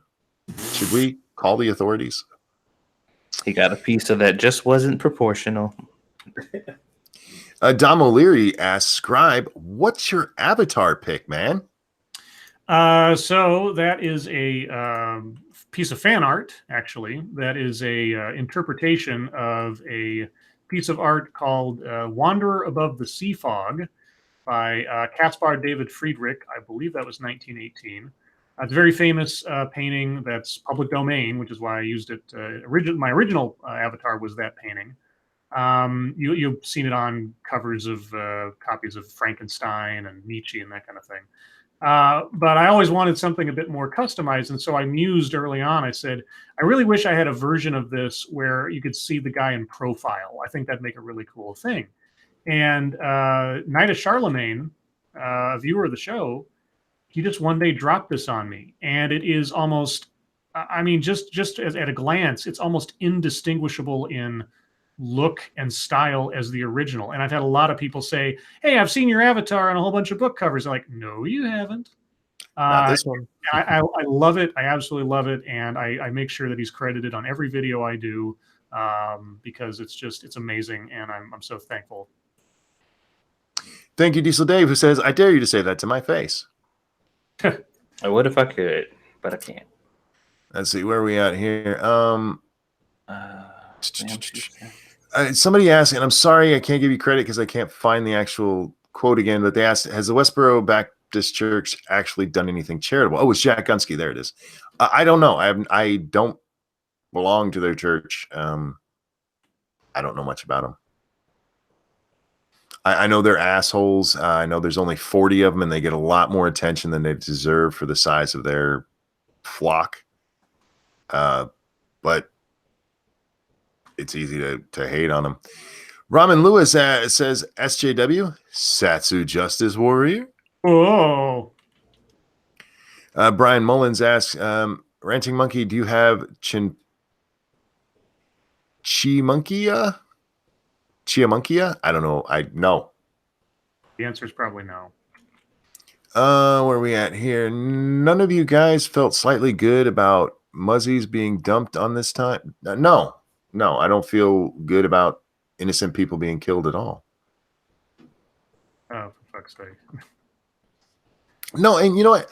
I've seen that around, and people are like, they deserve it, or at least it was them this time instead of the other way around, and that kind of stuff. I don't think like that. I don't want to see innocent people getting hurt ever. You know what? The first guy that encountered that guy when he ran up to the mosque. You know what he said to the guy before he realized what was going on? No. He said, "Hello, brother." Yeah, nice. These are innocent people. They were not harming anybody. They're going about their business. They were worshiping how they wanted to worship. There's no joy in this. There's no satisfaction. I don't understand that mindset. I really don't. Real quick, I have a donation over on the Streamlabs. Jenna, I'm sorry, it's notifying me of all the super chats tonight, but not Streamlabs. Is what I fucking need it for. Thank you, Jenna. I'm starting every sentence with, as a crippled woman, people used to pat my head when I was in a wheelchair. Oh, there you go. Yeah. What's a terrible movie that you think had a great or wasted a great premise? Ooh.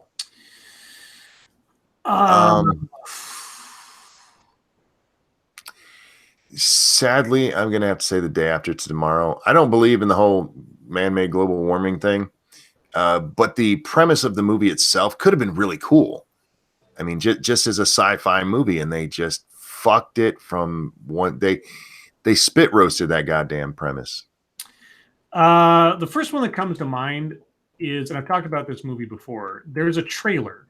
There is a trailer for a film that tells us that a movie is going to be awesome, and it sets up this amazing idea of a crime story. And then if you actually watch the movie, it is nothing of what the trailer promised. That trailer is for a movie called Dead Man Down, starring Colin Farrell and I forget Terrence Howard. The trailer is amazing. The narrative that it sets up in the trailer is like, oh shit, this is going to be awesome. And then the movie doesn't actually fulfill anything the trailer promised. So that movie's trailer is the premise that it should have gone with. And you can find it on YouTube. Just look up I think it was just Dead Man Down official trailer or something. The music, the setup, the implication of what the story's about is great. And then I'd also like to say every Spider-Man movie. Well, Spider-Man 2, man. Spider-Man 2 is good. Still not Spider-Man. Sean DW asks, Satsu 2 cents, have you seen Shikabane Heim? And if not, would you watch it? Say what now? Hold on. Let me look at Shikabane Heim. I don't know. Heine. Shikabane. Mecca high, mecca hiney ho. I don't speak the Japanese. Who asked that again? It was Sean DW. And it's up quite a ways, man. It's up quite a ways. I'm trying to get these in order, but yeah. Well, hold on. Let me see if I can. You scroll back and find it. We're going to move on to the next question. Let me know when you're ready to answer that one. Why are people blaming Candace for the shooting? I'm confused. Isn't the shooting a white supremacist? Because in his manifesto, he gave her credit for it. That's why. Yeah, that's either Shikabane or Shikabane Hime, and that's I'm guessing an anime. I don't even know what that is. I have All to. right. Chicago Mike says, Scribe, who'll be in charge of the moon base? Space Marshal Dirk McGuffin. If you remember Moon Poon, that's the star of Moon Poon, Space Marshal Dirk McGuffin. Circus Zero says, Satsu, I ordered Sarah Plyer and I Lords of the Night hoodies from your Teespring. There you go. Oh, nice. Let me know how they turn out. I'm excited. I've been meaning to order me and Squishy some, even though it's kind of drifting out of hoodie season, but I still want one. Tweet us pictures when you get them. Indeed, yeah. That goes to everybody too. By the way, if anybody has bought merch from any one of us and you get it and you like it, take a picture and tweet it to I don't know, Lords of the Night merch, hashtag Lords of the Night merch, so we have like a little archive. Yeah, by the way, my merch link is down below, y'all. Somebody actually hit one of my videos yesterday asking where they can get the monkey shirt. The original monkey shirt. I don't make that anymore. I'm gonna have to make a new one. Mada, real quick, thank you, Diesel Dave. Me and Jack Daniels get together and we just want to fight. And thanks for skipping my last super chat. I didn't skip it. I just hadn't got there. We were still talking. Don't be so upset. Where he said, me and Jack aren't friends. Thank you for that one as well. Sometimes we get talking. I try not to interrupt. So you just got to wait a second. We'll get there. I promise. It's a rare thing that Monkey does when I'm not talking. That's no, I still try. I wait. Mata says, Monk, are you a soliloquying simian? Ha ha ha ha ha. What does soliloquying mean? Soliloquy is like a long sort of speech. So it's a more gentle way of saying, are you a ranting monkey? No, I'm a ranting monkey. I don't do it nicely. Yeah, it's a rant. It's not poetic. Peter says, what type of car would you buy for your hypothetical son on his 18th birthday? He says, I'm guessing for Monkey, it's a minivan. No, it'd be a Volvo. I'd put him in like an armored car. I still don't like that my children. I wanted them driving school buses, something that has a hard chance of them ever getting hurt in it. Gentlemen, what? Hypothetically, what would you buy for your? What car would you buy for your son on his 18th birthday? Tank. Scribbles? 79 gold Chevelle. Jenna, Scribe, what would I be? In my administration? I'm supposing so. Gosh, I don't know. Let me think about that for a minute, Jenna. Moonshock says, I wanted to thank Lords of the Night, especially Scribe Light, for listing my GoFundMe regarding my cancer. I'm up to $452. You all are awesome. You are all awesome. Dude, I forgot to put it anywhere in here. Sorry, you know my memory. Throw that shit into the chat, man. Let's see. I don't know if this is off base. I probably put Jenna in charge of the VA. Oh, there you go. If anybody has gone through the ringer with when it comes to medicine and healthcare and has known the ins and outs of it all over the place, But, yeah. the weaknesses and strengths, somebody like Jenna would probably be able to straighten things out a bit. Brian says, what do you call a fat feminist? A hypocrite. Nice. Womp, womp. Mash says, Scribe, if you watch Tales from the Hood too, let's get this all out of the way. No, and no. Is that right? Yeah. There you go. You got it. Satsu should be secretary for Shut the Fuck Up. Nice, Reno. Oh, we're not doing Fuck, Marry, Kill. Sorry, Toasted. Yeah.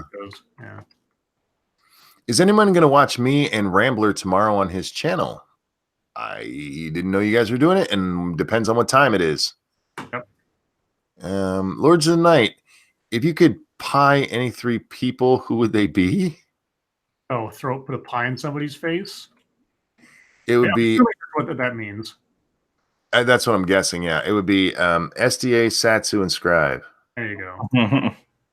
I'd go irate bear, tailed feature, and Sinatra just to get the ghost poo all over. I guess tailed isn't ghost poo, but you know what I mean. Well, Drunkle, I don't know if I put a pie in Drunkle's face. He might enjoy it too much. Monkey, monk, and ranting monkey. Damn. Have any of you seen Jin Ro Wolf Brigade original and or Netflix adaptation? Bruh. No. But oh, sorry. I was just gonna say, like, I don't even know what you're talking about. So. Okay, got to scroll down to get this super chat because it popped off there. Thank you, Diesel Dave. Holy shit, I forgot about Moonshock. Donation 1. Did that get put in here? Chicago Mike, thank you so much. Please, Monkey, please interrupt Scribe and let everyone know I'm getting drunk with beer. Well, now they know. Who's beer and why are you getting drunk with them? Oh, now I got to scroll way back up here. Man, you guys are asking so many questions. Maybe the manifesto is also one big lie. I don't think it's. I think it's propaganda, is what it is. Yeah, but I don't think it's unreasonable to question whether it has any. It's actually a reflection of anything he actually thinks. If you look at what he said and what he did, I mean, there was no reason at all to say subscribe to PewDiePie. None. Right. Sure. The only reason to do that is because he has been tangentially linked to the alt-right because of like the video with Baked Alaska. Yeah.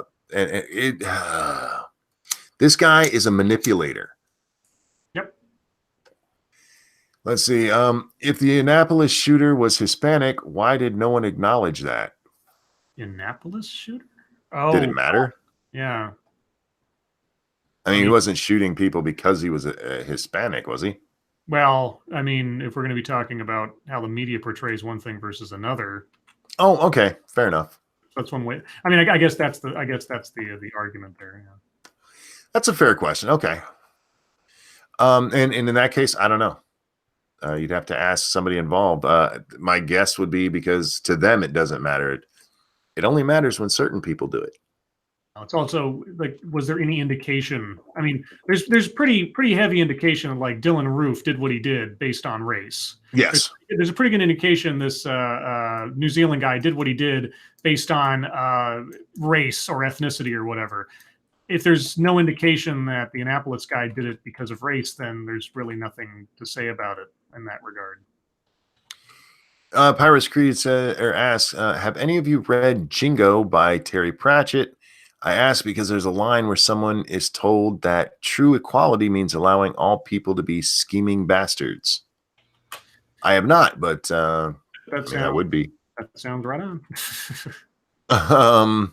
Ramen Lewis asks you, RJ, what will you guys be discussing on that stream tomorrow? So let them know. St. Cloud says, I saw the live stream of the shooting, and to be honest, I've seen worse. I'm sure I've seen worse too. The thing is, I don't want to see it again. Yeah. Watching people die is, I don't know about most people, but it'll fuck you up. It's not something that I want to think about.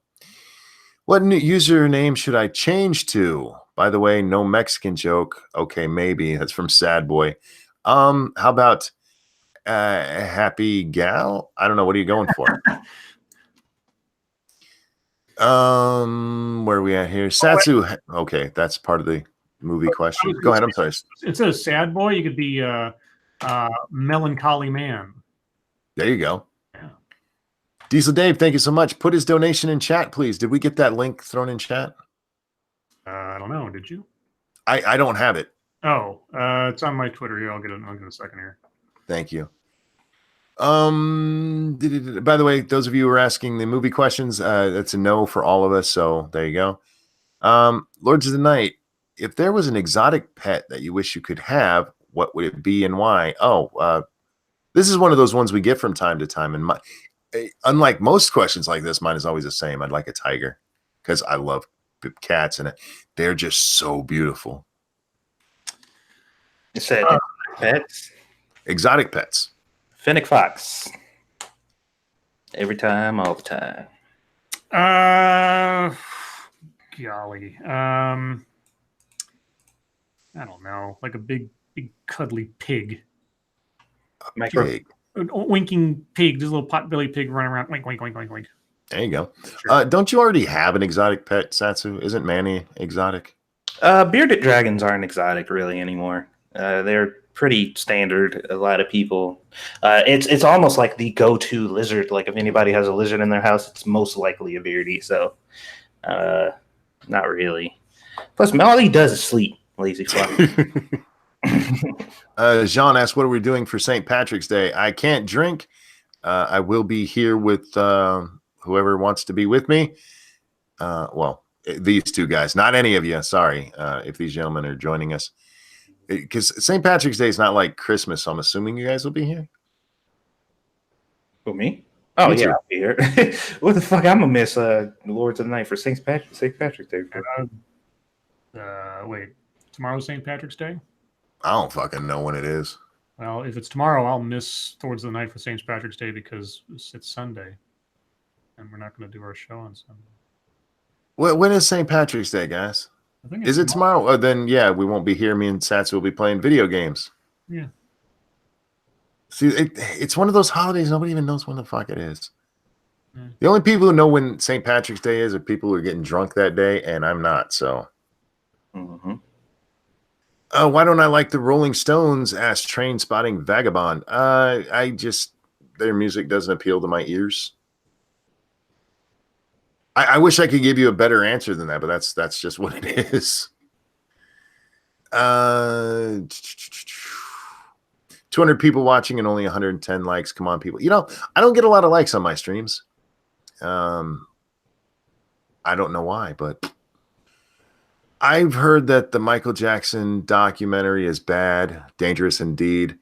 Written as a thriller, he was a smooth criminal. Oh. I see what you did there. I have heard, seriously, watch Razor Fist's videos on that. I had never really dug into the Michael Jackson thing. Mm-hmm. Razor Fist brings up a lot of good points, man. I'm going to have to watch those now.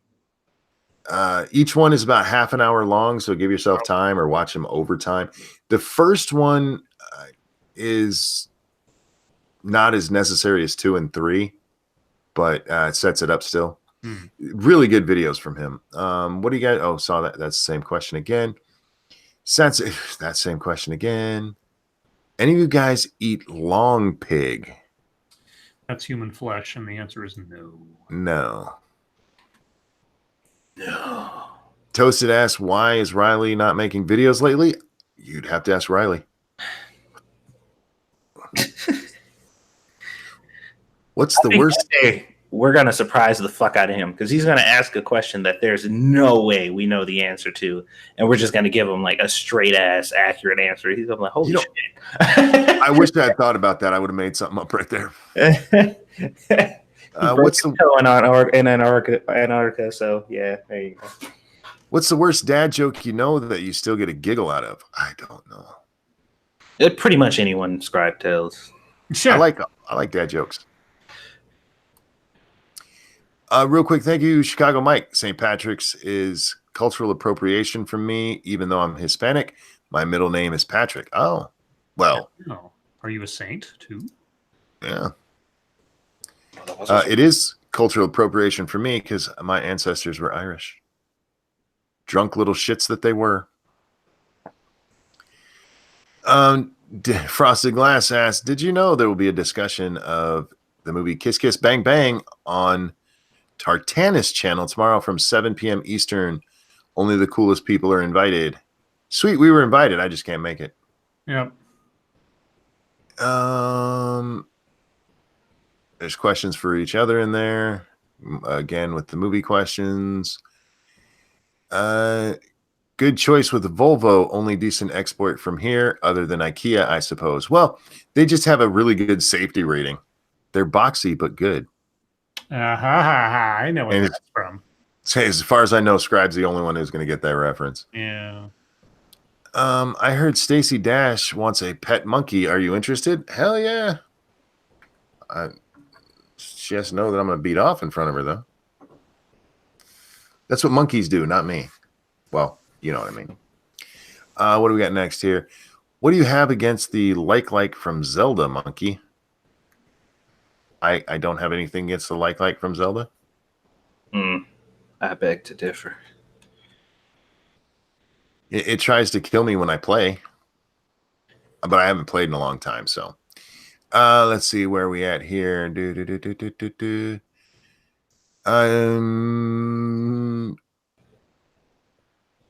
Pie or cream pie? What's the difference? Oh, do you mean like cream pie from like Pornhub? I got into an argument with everybody over that the other day because somebody, I think it was Weebo, was like, she was looking at something like cream pie your mouth. I said, you can't cream pie your mouth. You cannot. And yes, I realize Pornhub has changed that so that you can cream pie anything, but the pie in cream pie is the vagina. If a woman is standing there with her legs together and you look at the crease where her legs go together and point right down to her vagina, it looks like a piece of pie. That's where that comes from. You can't cream pie anything but a vagina, for fuck's sake. For fuck's sake. Well, for Pete's sake, how about that? Okay. Have you guys played Town of Salem? I have not. It's on sale though, on Steam right now for its Texas sale, whatever that is. Yeah, there's a lot of good games on there. The Borderlands games we're playing are on sale right now, so you should check them out. Jean really wants to know what I'm doing for St. Patrick's Day. I'm playing games with Satsu, and that's about all I know. I'm not doing anything special for the day. Yeah. Satsu, are you excited that One Punch Man Season 2 and Attack on Titan Season 3 air next month? Yes, I am. There you go. RJ says, Scribe late. Goat Throttle? Goat Throttle! Monkey, do you want a pygmy tiger? No, I want a real one. I want actually a nice Siberian. Oh, they're beautiful. If you could bring an extinct animal back to life and eat it, what would it be? What the fuck? A dodo. A T-Rex. A T-Rex. How cool would it be to say, I've eaten T-Rex? Yeah, you get T-Rex steaks, like out of Flintstones or something. Yeah. I want a Stegosaurus steak. A Brontosaurus burger. There you go. Brontosaurus burger. Oh. I just love that. Who would you bring back to life just so you could kill it and eat it? That's a great question. What else do we have here? Oh, guys, we only have 3 minutes left. It's a good time to remind you that in about 15 minutes, we'll be over on 2 Cents Plus playing Borderlands 2 and giving away a copy of South Park Fractured But Whole. So come hang out with us. It's a good time. And get a chance to win a free game. By the way, it is for Steam, guys. It is not for any console. Sorry. Which mob would you rather play with, Italians or Ruskies? Or party with? To party with? Ruskies. Man, those guys are crazy. Yeah. Those are questions we've already read. Scribe Light, how much would it cost for you to sing your Mad Lib version of Thriller as Gilbert Gottfried? Jesus. How much would it cost? Probably my sanity. Toasted says, why am I never in the chat on Saturday? Does somebody want to tell him? Hold on. We got to come up with something creative. Because every Saturday is your baby mama's only off day, and that's when she comes out looking for you, so you have to hide. Yes. Wow, that was a complicated epic tale right there. Yes. Moonshock says, wasn't that the movie with Dudley Moore? Yes, it was. It was Crazy People. Crazy People. Dudley Moore, Daryl Hannah. Yeah. Paul Reiser. Yes. Paul He's Reiser. in it very briefly. Very briefly. Did Scribe tell me what kind of car he would buy? I'm still curious. What kind of, oh, he did. He 79. What was it? A 79 Gold Chevelle. There you go. Where else are we? Sorry, guys. Chat is jumping. And you guys are putting so much in it. You guys are like crisscross. Make a jump. Uh-huh. Monkey, when's your next regular video? That's a good question. That's a good question. Very good question. Renting Monkey, Pokemon question here. Grookey, I don't know how to say that. Score Bunny or Sobel? Whichever is fire type. I always start with fire type. That'll be my starter. Oh, those are the new 3 starters. Yeah. How upset would you be if the T-Rex tasted like chicken? I would be pissed, Hate Camel. I would be mad as a motherfucker. Just because if it tastes like chicken, just eat a chicken for fuck's sake. Let's see what else we got going on here. The fundraiser is up to $652. Hey! You guys are fucking amazing. I'm going to throw that in one more time. This is for Moonshock. This is to help with the bills for the cancer treatment, guys. If you can, please help out. But that is also the end of the show. And thank you guys so much for all the questions. Holy fuck. I didn't even get to them all. Again. Damn it. I have to start question time earlier. Chat, thank you for your generosity tonight, both to me and to Moonshock. You guys are amazing, and I can't thank you enough for your generosity. Thanks for coming and hanging out with us and listening to us talk 2 hours a night, every night. You guys are amazing. Love you guys.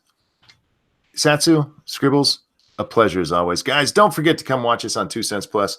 We'll be over there in just a few minutes playing Borderlands 2, giving out a nice game tonight. And everyone, your lives make us sad. We'll see you next time. Bye, guys. Bye, guys.